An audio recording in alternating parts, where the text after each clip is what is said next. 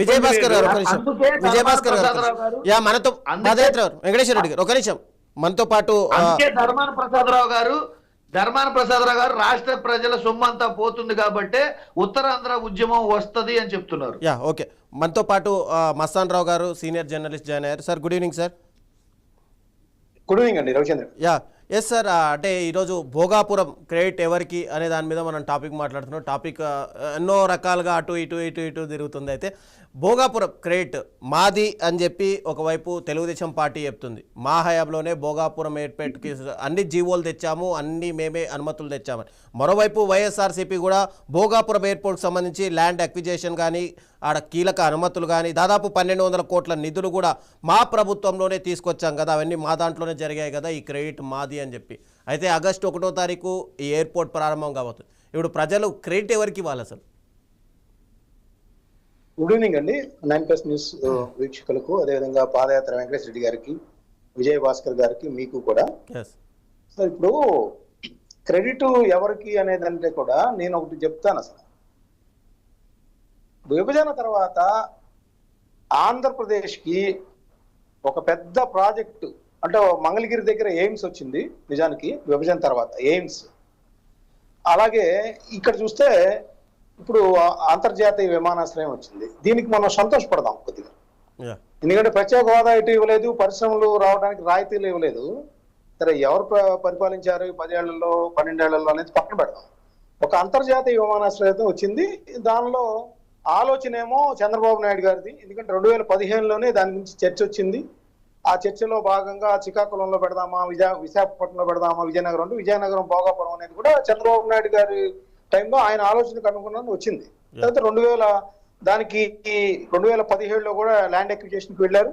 వెళ్ళిన నేపథ్యంలో అక్కడ అనేక అడ్డంకులు కూడా వచ్చిన పరిస్థితి ఉంది. ఆ తర్వాత 2019లో ఆయన శంకుస్థాపన చేశారు ఫిబ్రవరిలో. సో ఆ తర్వాత ఆయన అధికారం కోల్పోయారు. ఆ తర్వాత జగన్మోహన్ రెడ్డి గారు వచ్చిన తర్వాత ఆయన కూడా కొంత ల్యాండ్ అక్విజిషన్ చేశారు. సో ఆ తర్వాత 2023లో మరోసారి ఆయన మే 3వ తారీఖు 2023 మే 3వ తారీఖు అంటే ఆయన అధికారంలోకి వచ్చిన చివరి ఎన్నికల సంవత్సరం అంటాను నేను, ఎందుకంటే ఇంక సంవత్సరంలో వచ్చేసింది అనమాట. 2024లో ఎన్నికలు జరిగాయి. సో ఈయనైనా ఎన్నికలకు ముందే శంకుస్థాపన చేశారు. ఎనీహౌ ఇప్పుడైతే అది పిపిపి మోడ్ అండి. మనము పబ్లిక్ ప్రైవేట్ పార్ట్నర్షిప్, అది ఎక్కడ కేంద్ర ప్రభుత్వంతో ఇంకొకరితో కాదు. అక్కడ మన యొక్క పాత్ర ఏంటంటే ఆంధ్రప్రదేశ్ ప్రభుత్వం యొక్క పాత్ర. ల్యాండ్ ఎక్విజేషన్ చేసి జిఎంఆర్ సంస్థకి ఇస్తే జిఎంఆర్ సంస్థ పెట్టుబడి పెట్టి 30 ఏళ్ల పాటు అది పూర్తి చేసి 30 ఏళ్ల పాటు అక్కడ ఉన్న ఆదాయాన్ని సంపాదించుకొని తిరిగి మనకి ఇచ్చేస్తుంది ప్రభుత్వానికి. అది దాని యొక్క ఇది. సో ఎవరు స్పీడప్ చేశారు అంటే ఇక్కడ 2-3 అంశాలు ఉన్నాయండి. నేననేది ఏంటంటే ఒకటి ముందే చెప్తా, ఎందుకంటే వాళ్ళ పార్టీకి డబ్బా కొట్టాను నేను ఏదో వాస్తవాలు చెబుతున్నా కూడా. నేను 2 డిబేట్లో పాల్గొంటే మీరేంటి ఇట్లా, నిన్ను జరిగింది చెప్పాలి కదా, జరిగిందంతా చెప్తా నేను. ఎందుకంటే అది వాళ్ళు తీసుకోండి, ఎట్లా క్రెడిట్ ఎవరు తీసుకుంటారో వాళ్ళు. ఇప్పుడు 2015లో చంద్రబాబు నాయుడు గారు దానికి మూలం, దానిలో ఎటువంటి సందేహం లేదు. ఎవరన్నా తప్పు చెప్పినా తప్పే, అది ఆలోచన మాత్రం చంద్రబాబు నాయుడు గారిది, దానిలో అనుమానం లేదు. ఆ తర్వాత ఆయన ల్యాండ్ ఎక్విజిషన్కి వెళ్ళారు. ఆయన ఫస్ట్ శంషాబాద్లో లాగా 15,000 ఎకరాలని 10,000 ఎకరాలు అన్నారు, 5,000 ఎకరాలు అన్నారు. సో దాన్ని మొత్తానికి 2,700 ఎకరాలకి తీసుకొచ్చారు. 2,700 ఎకరాలు వచ్చినప్పుడు ఏమైందంటే జగన్మోహన్ రెడ్డి గారు అక్కడ కొంతమంది రైతులు ఎదురు తిరిగారు. అక్కడ కొన్ని గ్రామాలకు సంబంధించి ప్రజలు ఎదురు తిరిగితే జగన్మోహన్ రెడ్డి గారు వాళ్ళ తరఫున పోట్లాడారు. ఏంటి ఇట్లాగా వాళ్ళకి తక్కువ అన్యాయం జరుగుతుందో, అసలు ఇక్కడ ఎయిర్పోర్టే అక్కర్లేదు, ఇక్కడ ఎర్ర బస్సులు కూడా రావు ఒకటి. రెండోది ఏం చెప్పారంటే ఆయన చాలా క్షుణ్ణంగా ఆయన స్టడీ చేసి చెప్పారు. మనం అది మాట్లాడుకోవాలి. అసలు కేరళలో కానీ కొచ్చిన్ ఎక్కడుంది, లేకపోతే మహారాష్ట్రలో ఎక్కడుంది, చెన్నైలో ఎక్కడుంది ఎయిర్పోర్ట్ చెబుతూ అసలు విశాఖపట్నం ఉన్న ఎయిర్పోర్ట్ ని ఎక్స్టెన్షన్ చేస్తే సరిపోతుంది, ఇక్కడ అంత అవసరం కూడా లేదు, అదే ఈగలు తోలుకుంటుంది అనేది కూడా ఆయన చెప్పిన మాట కూడా వాస్తవం.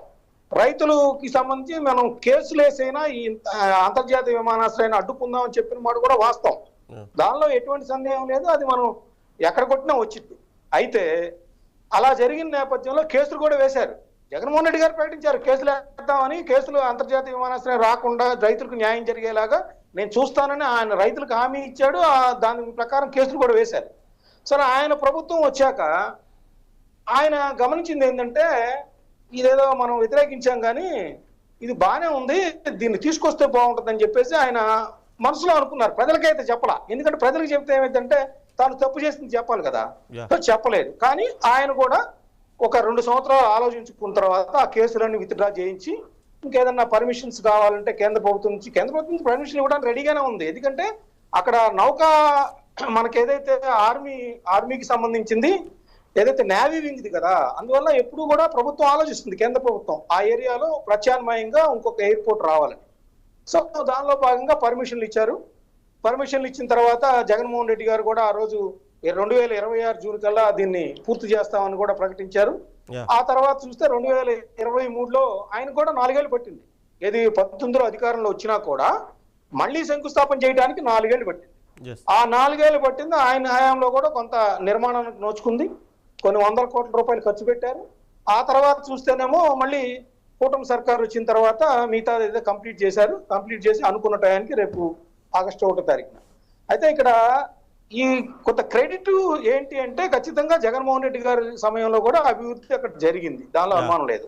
అయితే ఆయన వైఖరి మార్చుకున్న అనేది ప్రధానం. రెండోది ఏంటి, 2 సందర్భాల్లో కూడా అంటే 2014-19 మధ్య కూడా, లేకపోతే 2024 లేకపోతే ఇప్పుడు 26 వరకు కూడా మనకి విమానయాన శాఖ మంత్రులు ఇద్దరు కూడా తెలుగుదేశం పార్టీ నుంచి ఉన్న, ఆ రోజు అశోక్ గజపతిరాజు కావచ్చు, ఈ రోజు రామ్మోహన్ నాయుడు గారు కావచ్చు, వీళ్ళు ఉండటం కూడా కొంత మన ఆంధ్రప్రదేశ్కి లేకపోతే అక్కడ పనులు వేగంగా కావడానికి కొంత ముందడుగు పడిన మాట కూడా వాస్తవం. సో నేనైతే ఏంటంటే కొంత జగన్మోహన్ రెడ్డి గారికి క్రెడిట్ ఇవ్వాలి, అదేవిధంగా అసలు ఆలోచన చేసిన చంద్రబాబు నాయుడు గారికి కూడా క్రెడిట్ ఇవ్వాలి. దీని గురించి కొట్టుకోవడం కూడా అనవసరం, ఎందుకంటే తేటతెల్లంగా ఎవరి హయాంలో ఎన్ని 100 కోట్లు ఖర్చు పెట్టారు ఏంటి అనేది కూడా అక్కడ తేటతెల్లంగా ఉంటది. దాన్ని కొట్టుకోవడం కంటే ఆంధ్రప్రదేశ్ ప్రభుత్వం ఇంకా మీరిద్దరు కలిసి పోట్లాడండి, పోని జగన్ గారు చంద్రబాబు నాయుడు గారు కలిసి ఇంకా ప్రత్యేక హోదా రావాలి, లేకపోతే పరిశ్రమలకు రాయితీలు రావాలి, అలా పోట్లాడండి. అంతేగాని వచ్చిన దాన్ని నాకు రైట్ అంటే ఎట్లా? ఇంకా చాలా రావాలి. ఆంధ్రప్రదేశ్ ప్రజలు అన్యాయానికి గురై ఉన్నారు. ఇంకా విద్యార్థులందరూ కూడా వేరే రాష్ట్రాలకు వెళ్ళిపోతా ఉన్నారు. ఇంజనీరింగ్ కంప్లీట్ చేసినా, పాలిటెక్నిక్ కంప్లీట్ చేసినా, ఇంకా వేరే ఏ జాబులకు కూడా వేరే రాష్ట్రాలకి, దేశాలకు వెళ్ళిపోతా ఉన్నారు. దానిలో పోట్లాడబడండి. ఇప్పుడు వచ్చిన దాని గురించి ఎందుకు, వచ్చింది ఎంత, ఇంకా రావాల్సింది ఎంత ఉంది, దాని గురించి చూడకుండా ప్రతిసారి ఇదొకటి ఏదైనా ఓపెన్ చేయకపోతే క్రెడిట్ చోరీ అంటారు. ఏంటిది? తీసుకోండి. ఎవరు జనాలు ఒకటి సార్ రవిచంద్ర గారు, ఎవరు ఎంత పని చేశారు అనేది ఖచ్చితంగా తెలుస్తుంది. ఇప్పుడు జగన్మోహన్ రెడ్డి గారు వెలుగొండ ప్రాజెక్ట్ జాతికి అంకితం చేశారందామా మనం? చేయలేదు కదా, ఎందుకంటే వర్క్స్ జరుగుతున్నాయి ఇంకా. సో ప్రజలకు తెలుస్తుంది జగన్మోహన్ రెడ్డి గారు టైంలో ఏం జరిగింది, రాజశేఖర రెడ్డి గారి టైంలో ఎంత జరిగింది, ఆ తర్వాత వచ్చిన చంద్రబాబు నాయుడు గారు ఎంత చేశారంటే మరి వాళ్ళకు కూడా ఒకనొక దశలో బుద్ధి చెప్పారు కదా. 2019లో కూడా వాళ్ళు సరిగ్గా పరిపాలించలేకపోతే వాళ్ళు బుద్ధి చెప్పారు. 2024 ఎండింగ్ వచ్చేసరికి ఆయన 2,73,000 కోట్లు పంచినా కూడా మరి బుద్ధి చెప్పారు కదా పథకం ఇచ్చి. సో ప్రజలు గమనిస్తారు. మీరు క్రెడిట్ చోరీ నాదే అనుకుంటే ఎవరికి వాళ్ళేదో గుడ్డిగా నమ్మే పరిస్థితి ప్రజల్లో ఉండదు. ప్రజలు అన్ని గమనిస్తూనే ఉంటారు. మీరు ఈ రోజు మనకు అనుకూలమైన ఛానల్స్ లో మందని, వాళ్ళకి అనుకూలమైన ఛానల్స్ లో వాళ్ళదని చెప్పుకున్నంత మాత్రాన జరిగేది ఏమి ఉండదు అనేది నా ఉద్దేశం. వెంకటేశ్వర రెడ్డి గారు చెప్పండి, ఈరోజు ధర్మాన కూడా మాట్లాడుతూ ఆల్రెడీ అమరావతి పైనే 1,000 కోట్ల రూపాయలు ఎందుకు పెట్టడం, మావిగన్ లాంటి ఉంది కదా, మావిగన్నే అభివృద్ధి చేయొచ్చు కదా, ఇది ఇప్పటికీ వైఎస్ఆర్సీపీ స్టాండేనా? మేము క్లియర్ గా చెప్తున్నామండి. మనకి ఏంటంటే మనకున్న రాష్ట్ర ఆర్థిక పరిస్థితిని దృష్టిలో పెట్టుకొని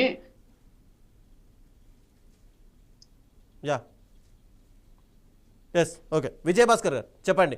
అంటే హలో సార్, ఇప్పుడు మన మస్తాన్ రావు గారు